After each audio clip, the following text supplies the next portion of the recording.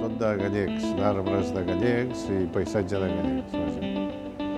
Que en principi la volia fer només de gallecs, però després vaig veure que tenia temes, per exemple, d'Egipte, que vaig estar allà pintant i tal, i el que he fet ha sigut una recopilació de diferents temes.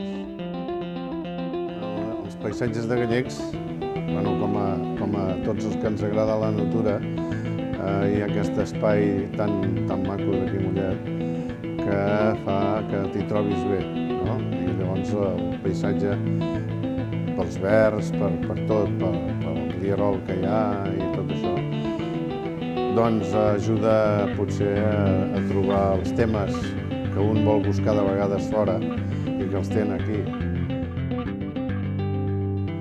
Home, jo la veig etèrea, o sigui, el que intento fer és que els cels que faig, que m'agrada molt pintar els cels, o sigui, el que et dona de si les nuvolades i totes aquestes temàtiques, et pots permetre inclús fer fantasies, jugar amb la imaginació, perquè el cel, les nuvolades et donen molt de joc.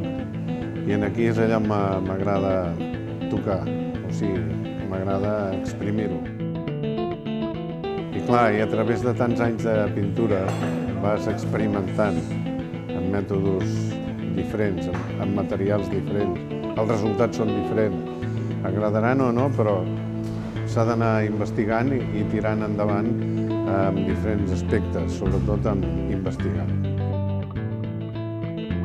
Jo sempre dic el mateix, com deia Nonell, l'Isidre Nonell, jo pinto i prou. O sigui, pinto i prou, és aquesta la paraula. Vol dir que si estàs inspirat fas un tema i si no fas un altre. Però sempre has d'estar treballant. Perquè no... Sí, perquè la inspiració neix i creix treballant, trobant amb els pincells a la mà.